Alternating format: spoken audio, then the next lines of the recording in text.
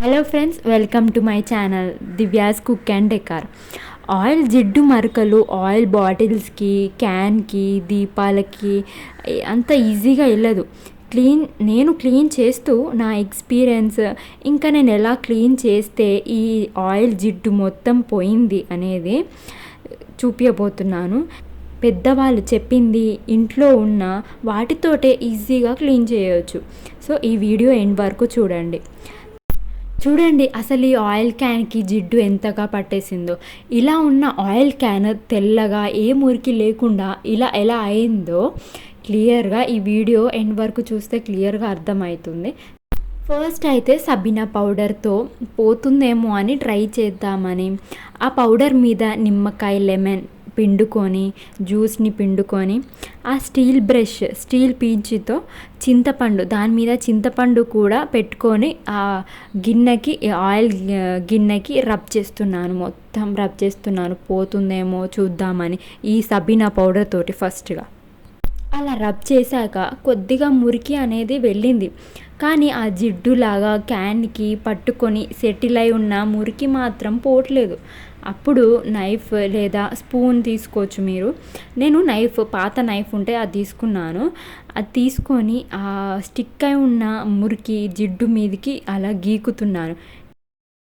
అప్పట్లో ఈ vinegar, soda, Sabena powder, స్నిఫ్ లిక్విడ్ అలా ఏం లేకుండే. సో ఇప్పుడు కొత్తగా వచ్చాయి ఇవన్నీ.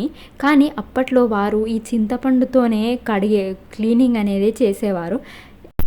అయితే ఆ నైఫ్ కింద ఈ చింతపండు పెట్టి బాగా రుద్దుతున్నాను. మొత్తం ఆ జిడ్డు మొత్తం ఉండే దగ్గర, స్టిక్ అయి ఉన్న ప్లేస్లో మొత్తం ఆ చింతపండు కింద పెట్టి స్టీల్ బ్రష్తో కూడా అంత రావట్లేదు.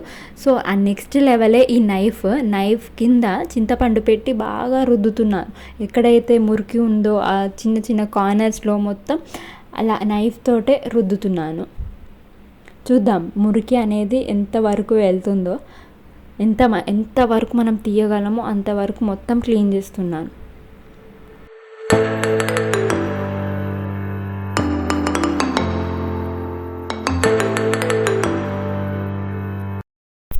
అలా మొత్తం నైఫ్తో రుద్దుకున్నాక ఆ జిడ్డు మొత్తం బయటికి అనేది వచ్చేస్తుంది.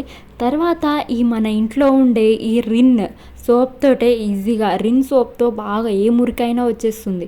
అది మస్తు పవర్ఫుల్ ఉంటుంది సోప్.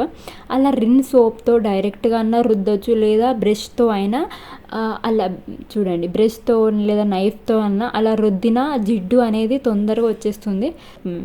పెట్టాక సోప్తో ఒకసారి రుద్దాక ఈ స్టీల్ బ్రష్తో రుద్దితే సరిపోతుంది. బయట మొత్తం ఈ ఆయిల్ క్యాన్ జిడ్డు పోయినాక లోపల వైపు కూడా క్లీన్ చేస్తున్నాను. ఈ నైఫ్తో ఫస్ట్ రబ్ చేసి లోపల వైపు కూడా ఆ సోప్తో క్లీన్ చేస్తే ఆ జిడ్డు మొత్తం పవర్ఫుల్గా వచ్చేస్తుంది. చూడండి ఎంత నీట్గా, ఎక్కడ జిడ్డు లేకుండా ఎంత క్లీన్ అయిపోయిందో. నెక్స్ట్ దీపాలు కూడా క్లీన్ చేసి చూపిస్తున్నాను. దీపాలు కూడా ఫస్ట్ చింతపండు అలా రుద్ది, చూడండి ఇప్పుడు రుద్దుతున్నాను. డిఫరెన్స్ అనేది మీకే తెలుస్తుంది. ఇక్కడ రుద్దిన ప్లేస్లో చూడండి డిఫరెన్స్ అనేది, ఆ సైడ్ చూడండి, ఈ సైడ్ చూడండి. చింతపండు పైన ఈ స్టీల్ బ్రష్తో రుద్దడం వల్ల ఇంకా ఈజీగా వచ్చేస్తుంది జిడ్డు అనేది. ఎంత ఆయిల్ జిడ్డు ఉన్నా సరే దీంతో పవర్ఫుల్ చింతపండు. డైలీ దీపం పెట్టే ముందు కంపల్సరీ క్లీనింగ్ అనేది చేయాలి దీపాలని. అలా 5 minutesలోనే మీరు ఇలా చింతపండును ఈ సోప్తో క్లీన్ చేయొచ్చు, ఈజీగా వచ్చేస్తుంది. చూడండి ఎంత తేడా అనేది మీకే తెలిసిపోయింది కదా. ఒకవేళ జిడ్డు రాకపోతే నైఫ్తో ఒకసారి రుద్ది తర్వాత ఇలా చింతపండును సోప్ పెట్టేస్తే ఈజీగా వచ్చేస్తుంది. So thank you for watching this video.